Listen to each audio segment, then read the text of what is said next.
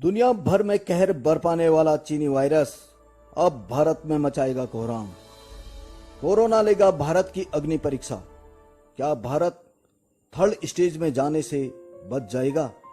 इन सब सवालों का जवाब एक ही होना चाहिए, वो है हाँ।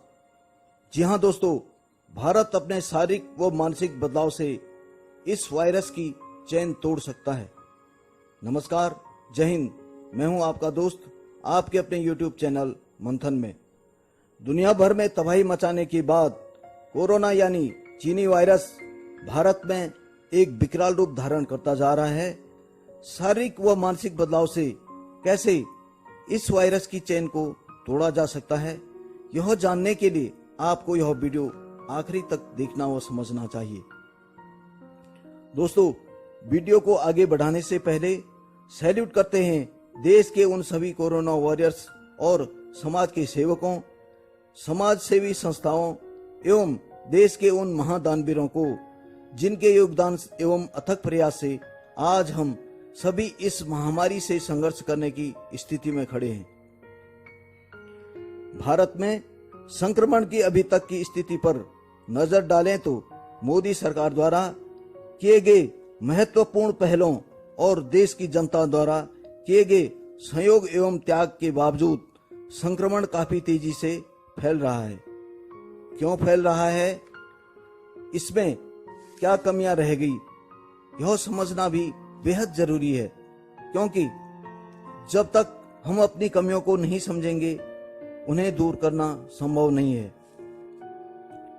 शुरुआती रुझानों और प्रधानमंत्री द्वारा समय के रहते लॉकडाउन की पहल उम्मीद जगा रही थी कि हमारा देश कोरोना संक्रमण को आसानी से नियंत्रण में कर लेगा, लेकिन कुछ असामाजिक तत्वों का लॉकडाउन को मजाक बनाना, धर्म व मजहबी गलतफहमियों का शिकार होकर संक्रमण को रोकने के बजाय और फैलाना, सरकार द्वारा जारी की गई गाइडलाइन का अनिवार्य रूप से पालन न कर पाना शामिल है।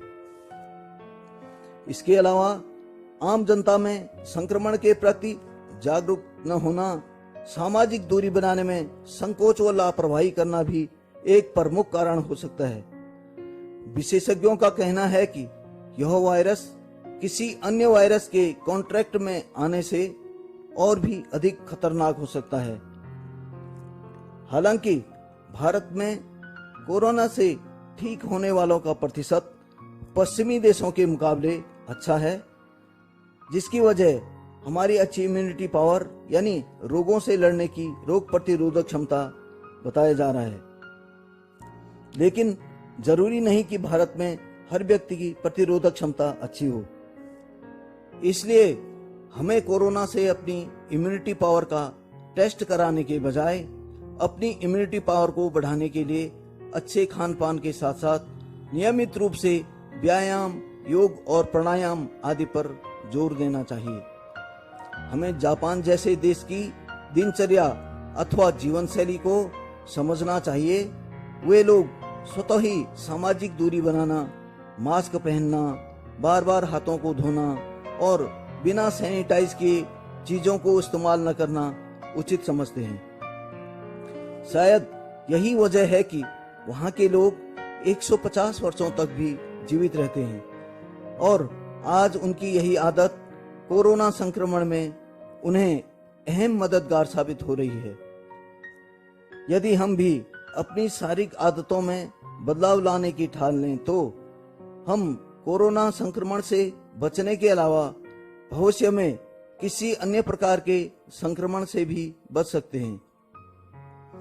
हमें अपने उपचार कर लेंगे वाली सोच को भी बदलना पड़ेगा, क्योंकि उपचार करने से बचाव करना अच्छा है।